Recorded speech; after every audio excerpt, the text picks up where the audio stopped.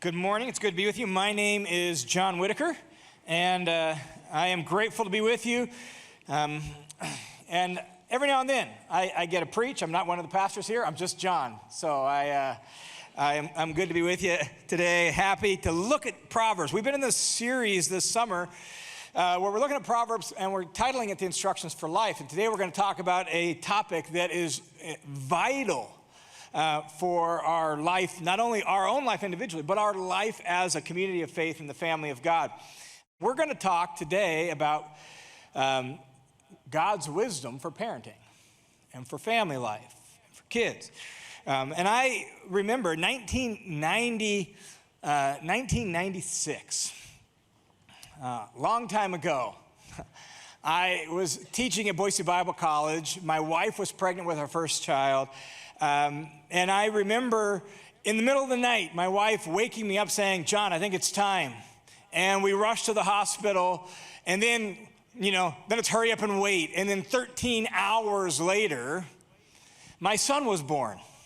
And I remember holding my son for the first time and looking at this little tiny human being. And here's the thought that went through my mind in that moment. The thought went through my mind is, I'm a dad. I, who did not have a dad, am a dad. And that struck me because my earliest childhood memory has been the day that my dad walked out on the family. And I grew up without a father.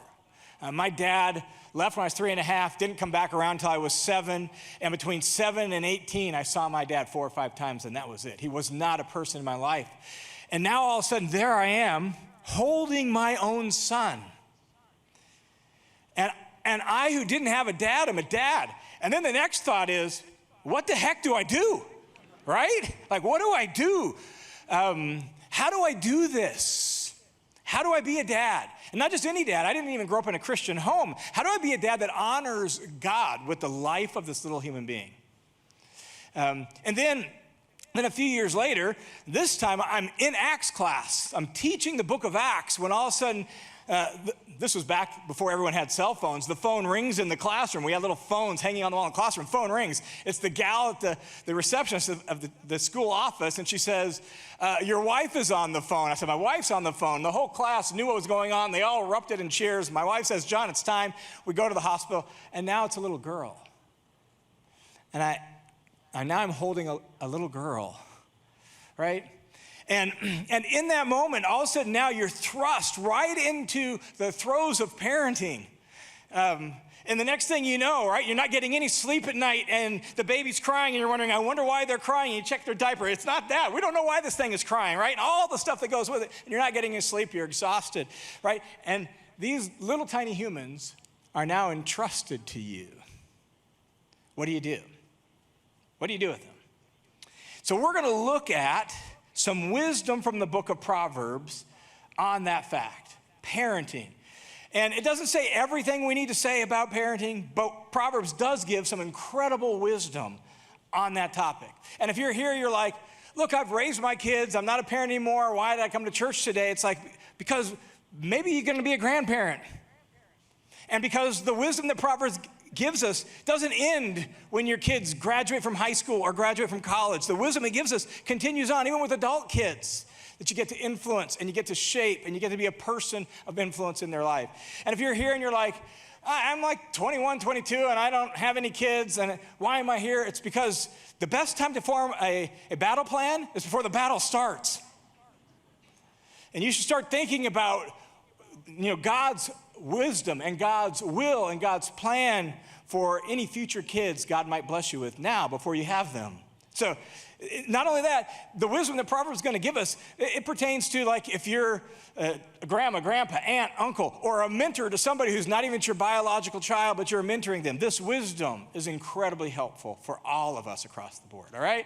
So we're going to jump in and we're going to look at Proverbs. And the first thing we want to do is we want to look at just the entire framework of Proverbs as we wrestle with what wisdom does Proverbs has for parenting and raising kids and developing little lives. Just the whole framework of Proverbs teaches us some incredible things. So what I want to do is I want to read just a handful of passages out of the first few chapters of Proverbs to help us see how Proverbs is framed, that Proverbs is set up as this father passing on wisdom to his kids, to his son particularly. It says this, Proverbs chapter 1, verse 8 and 9 says, "Listen, my son, to your father's instruction. Don't ignore your mother's teaching, for they are a graceful wreath around your head, a necklace for your neck." Like, here's how Proverbs begins and sets up the context that as we read through it, here is a dad encouraging his son saying, listen to my instruction, listen to my teaching,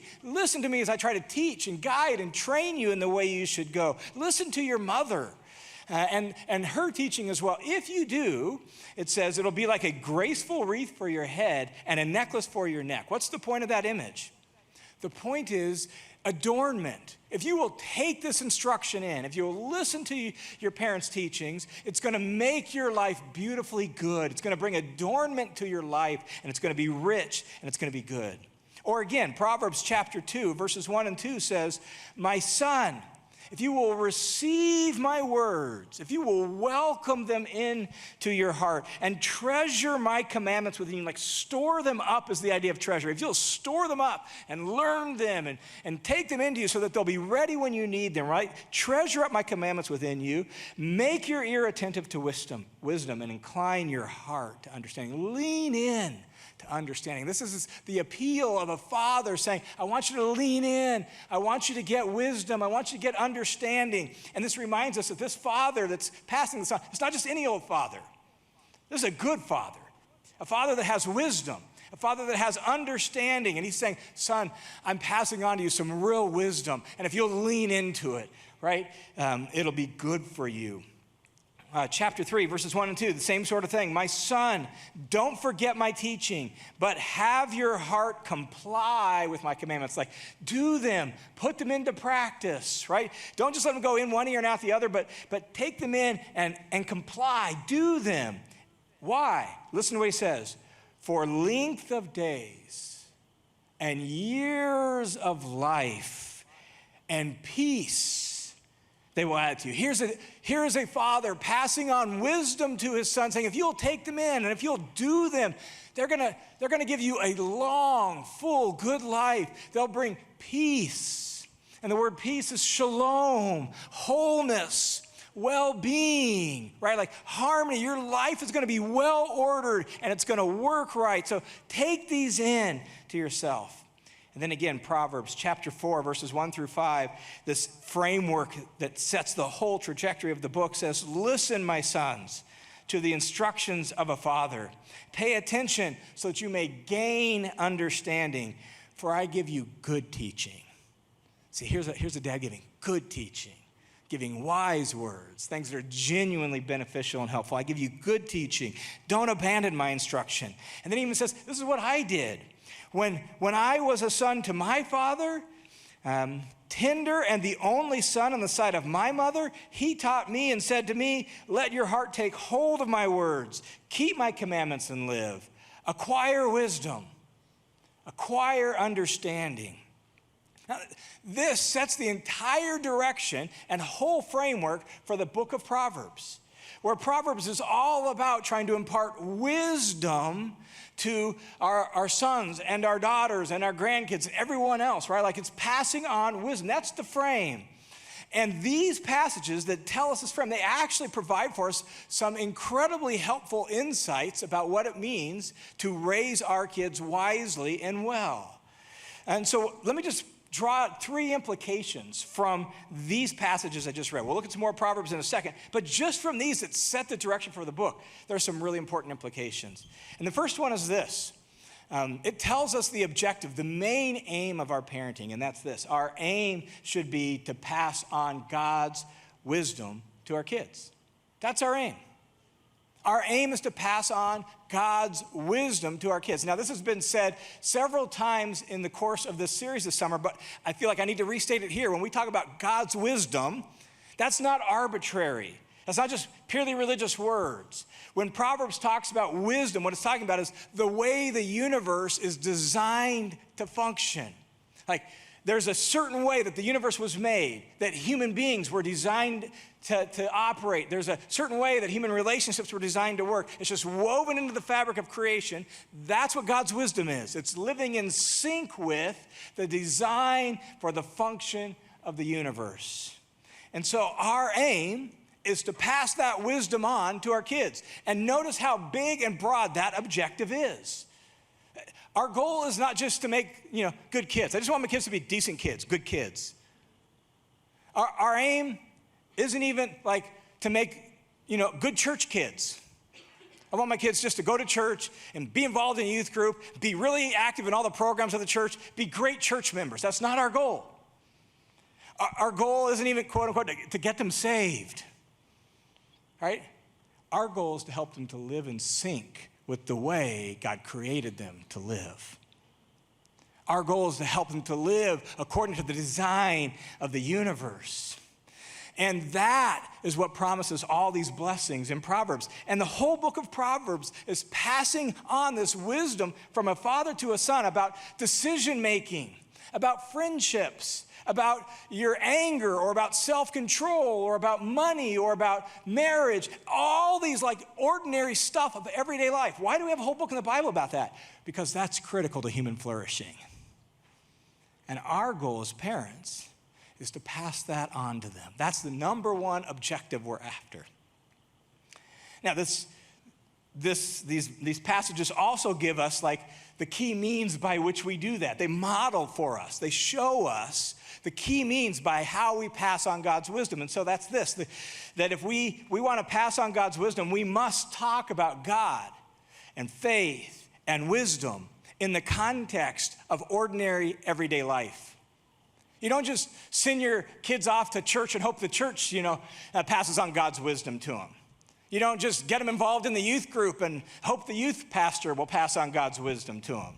You don't just, get them, make sure they go to Sunday school from the time they're born and, they're involved in every church activity. That's not the way you do it. You do it by talking about it just like this dad is.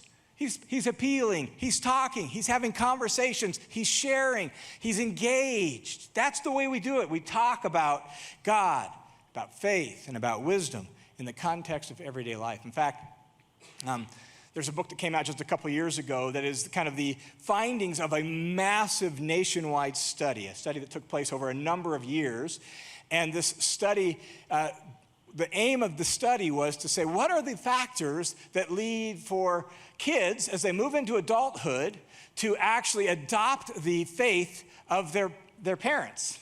Like, that allows the parents to pass on their faith, and their kids now are living out that faith. And they didn't just survey Christians. They surveyed Christians, Jews, Muslims, across the board, and they looked at what are the factors that actually enable the faith to be passed on to the next generation. And you know what they found? Far away, like the first factor, more than anything else, like second place didn't even come close to this one. The first factor was not how many times they went to church. It was not how many religious, Bible studies they went to. The first factor, far and away, was this, that mom and dad talked about their faith as a part of ordinary life during the week. That was the number one factor, far and away. That more than anything else, if mom and dad just talked about it.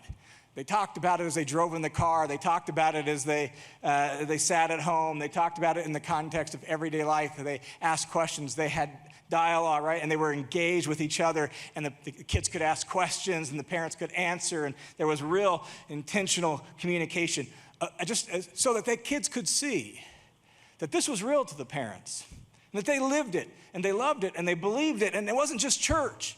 It was real wisdom for life, far and away. Biggest factor. So we must talk about God and faith and wisdom in the context of everyday life. And then these passages we just read, this framework for Proverbs, also shows us the key ingredient. the key ingredient for passing on God's wisdom to our kids. And that's this, that we need to foster a warm relationship of grace and truth. Again, here's a dad talking in a relational context, having a conversation, appealing. He actually talks about when he himself was a little boy and the tender one in the side of his mother. And this is all the context of a warm, real relationship. And again, this study that I just referenced actually showed that it wasn't just talking to your kids about their faith. It was doing so in a home environment where there was a warm relational context, where the kids were invited into a relational environment and where they were allowed to talk and there was give and take, this context, this environment of grace and truth. We have to cultivate that. And notice, I say both grace and truth.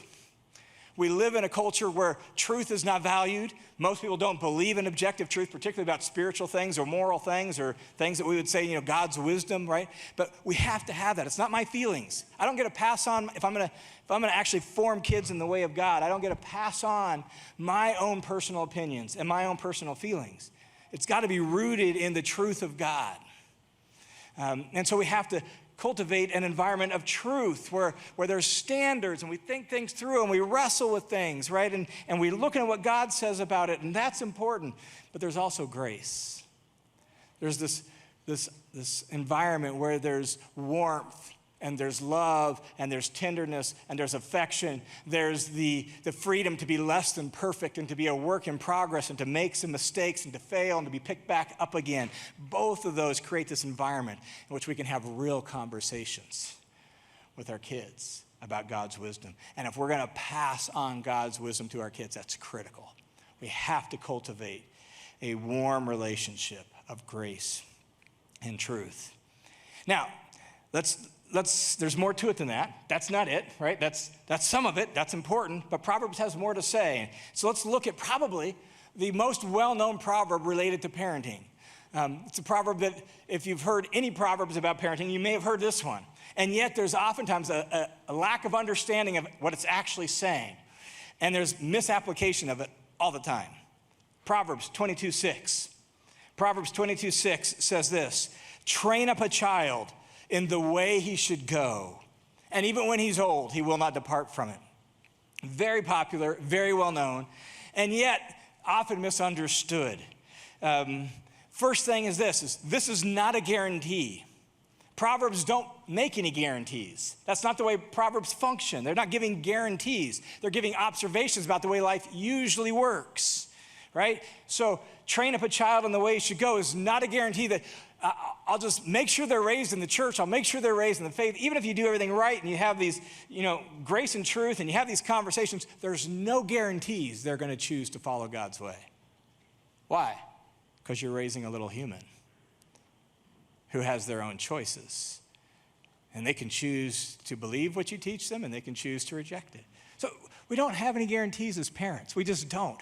And we need to come to terms with that, okay?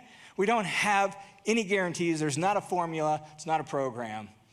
There are some things that help and things that make things more likely, but there are no guarantees. I know a family who, they were one of the most godly families I know. Super involved in their church in good and healthy, vibrant ways. They have the environment of grace and truth, and there's real conversations in the home. There's lots of dialogue. There's lots of love, right? They talk about their faith in the context of everyday life like we just talked about. All those things. They do all of that. And as a result, 2 of their kids are actually involved in ministry. Like vocational ministry, serving the church. They love the Lord. They're raising their own kids in the Lord, right? And one of their kids not only has rejected the faith, but walked away, completely rejected the family, and spent over a decade with no relationship, no communication with mom and dad. We have no guarantees, and we need to be honest about that. So Proverbs 22:6 is not giving us a guarantee. And even what it's saying sometimes is misunderstood. Can we put it back on the screen real quick? Look what it says. Train up in the child the way he should go. But the way he should go isn't actually in the Hebrew. They've supplied that, and I don't know that that's the best way to read it. Literally what it says is train up a child according to his way. Or, in fact, the word train doesn't even usually mean train. It means to dedicate, to start, to initiate. It's what we would say launch, right? Like launch a child according to his way, and even when he's old, he won't depart from it. In other words, what is it saying? What that proverb is actually saying is the way you start a kid is probably the way they're going to go for the rest of their life. The way you start a kid, the way you launch a kid, that's more often than not, that's the direction they're probably going to go for the rest of their life. If you let them go their own way, well, their own way they're going to go, right? That's what the proverb is actually saying. The way you launch them is the way they will go. And what this reminds us, if we could draw one implication from that for us today, is this, is that passing on God's wisdom to our kids requires intentionality. It requires intentionality. It doesn't happen on accident. It doesn't, if you're going to launch a kid in the proper way, the right way, you're going to have to work at it. You're going to have to put some time into it. There's going to have to be some energy given to it, right? There's going to have to be some intentionality behind it. You're going to have to pray. You're going to have to think. You're going to have, you and your husband or wife, you're going to have to talk about it, right? You're going to have to think this whole thing through. There's going to be course corrections along the way. You're going to have to be intentional.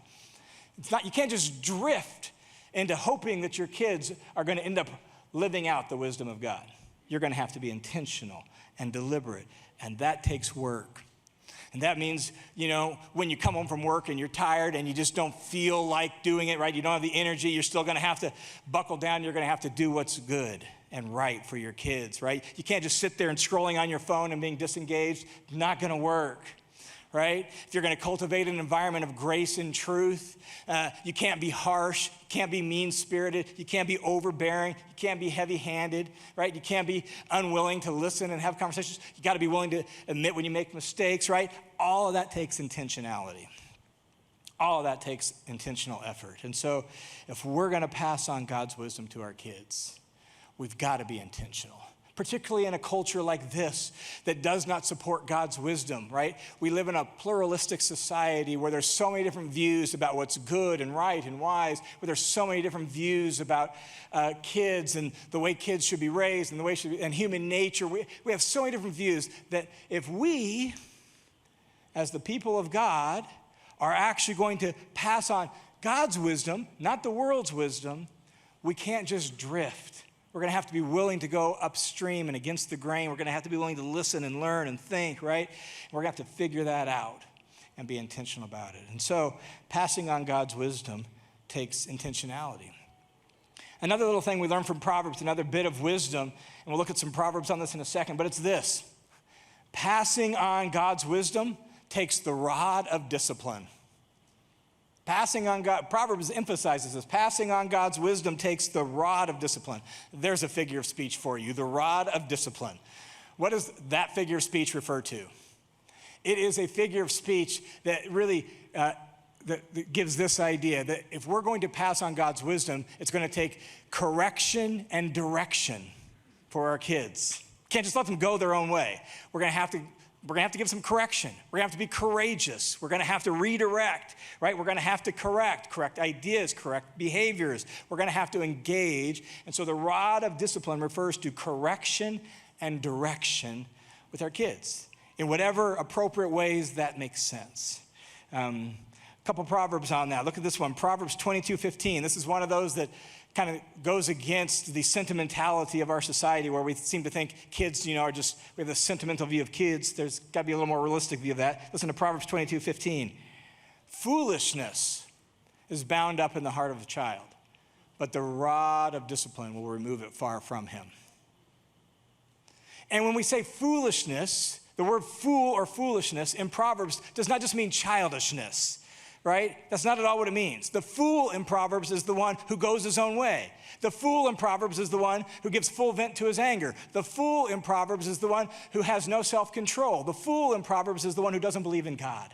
The fool in Proverbs is the one who is unwilling to listen to advice.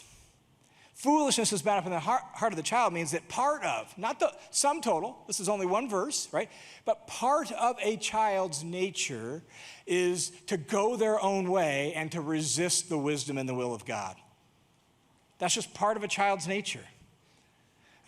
This kind of immoral foolishness that wants to go against the wisdom of God. That's bound up in the heart of a child. Now, Jesus brings the balance to this, right? We don't want to, take this as a sum total of the scriptures teaching about kids. Jesus brings the balance when he says, let the little children come to me, for the kingdom of heaven belongs to such as these, right? Like, kids have incredible value, incredible beauty, incredible worth. They have some great traits, right? Like, let the little children come to me. The kingdom of heaven belongs to them.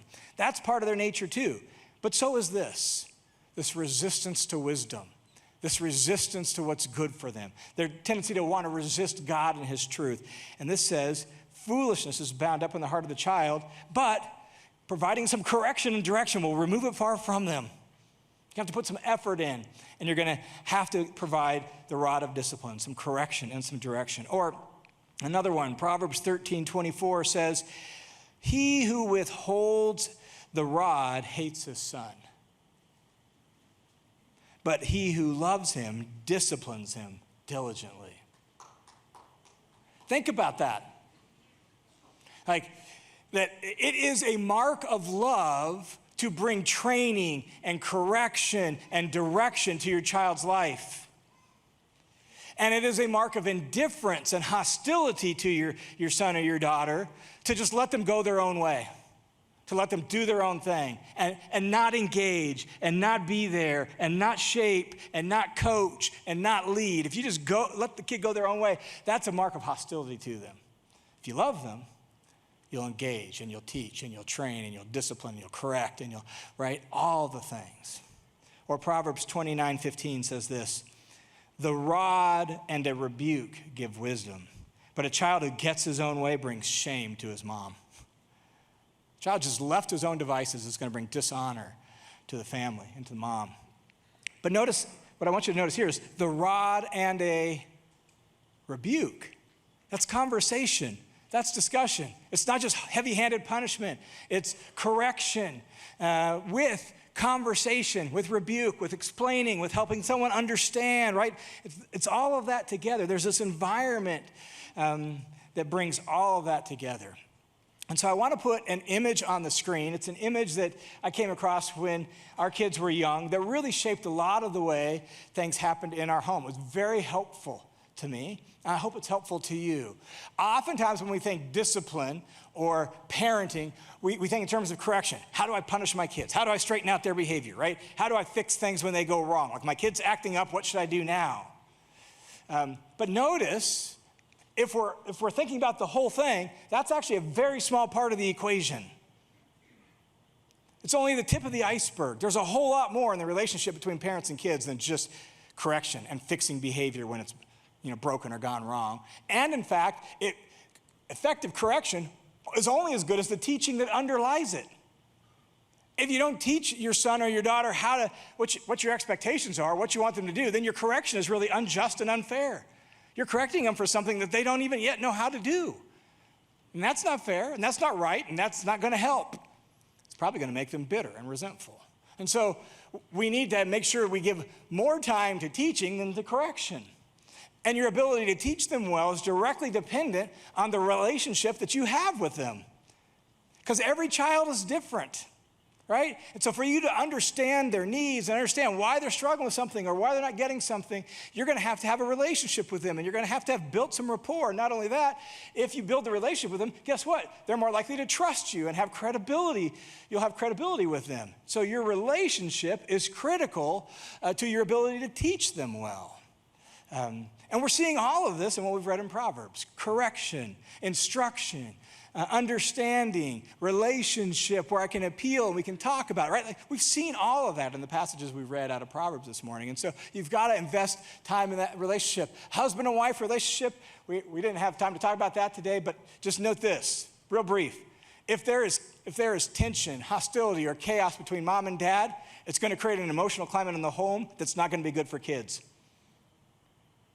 So that's going to directly affect your ability to teach and train and correct and lead your kids. So you need to work on that one. And then lastly, way of being. What's that? It's the kind of person you are.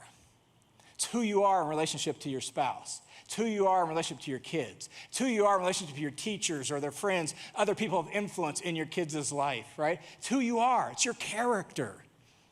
It's your character.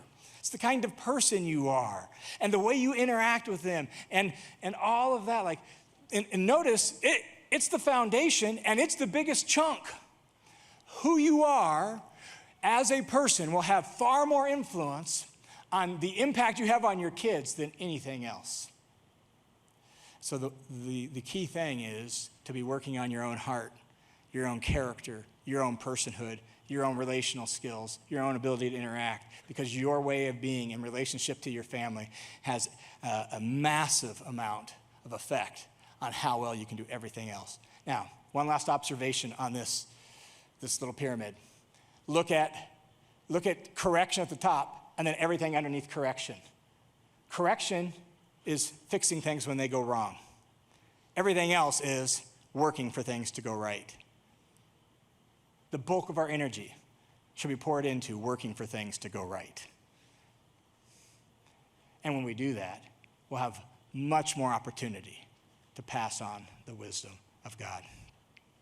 Now, the reality is, when we talk about way of being, none of us are perfect, right? None of us are perfect. None of us are fully like Jesus. Jesus is the only perfect person, right? I was not a perfect parent. My daughter was in first service, right? Sitting over here. She knows the shortcomings and faults of her dad. I was not a perfect parent. My wife wasn't perfect, but none of us are perfect parents. There's only one perfect person, Jesus.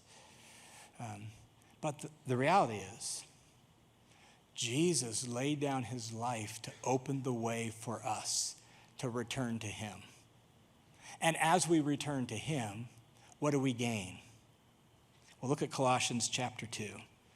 Colossians, Paul's writing to the church at Colossae, and he says this. He says that he labors, he struggles, he strives, he pours himself out so that they would attain to all the wealth that comes from the full assurance of understanding, resulting in the true knowledge of God's mystery. This is the phrase I want you to catch. The true knowledge of God's mystery, that is Christ himself. Look what it says. In whom are hidden all the treasures of wisdom and knowledge. Jesus is the treasure chest of wisdom and knowledge. You want God's wisdom in your life so that you can pass it on to your kids? Go to Jesus. You want God's wisdom in your life so that you can help bring your kids in Jesus? Point them to Jesus. Give them Jesus. Live for Jesus and give them Jesus, because Jesus is the treasure chest of wisdom and knowledge. The best thing we can do is to help our kids learn to walk hand in hand with Jesus. And we may get them started on the road to God's wisdom, but Jesus can take them the rest of the way. And Jesus laid down his life to make that possible for you and for me. The reality is passing on God's wisdom ultimately is passing on the way of Jesus. And so my encouragement, my prayer to you is that you and I would be people so deeply connected to Jesus that his wisdom would leak out of us. We would be so deeply connected to Jesus that our kids could see Jesus in us. And as Paul said to the Corinthians, imitate me as I imitate Christ. Our kids could look at us and say, I know he's not perfect. I know she's not perfect, but he's following Jesus. And as he imitates Jesus, I'll imitate him. May it be so. And if I could real quickly just say to the guys, somewhere along the line in American history, guys, we got sold this bill of goods that women are better at this than men. Didn't used to be that way. In fact, in the colonial America, there was this phrase, house father, because men were viewed as the ones that were primarily responsible for the climate and the culture of the home. That's what you see in Proverbs. You see a wise man leading his family.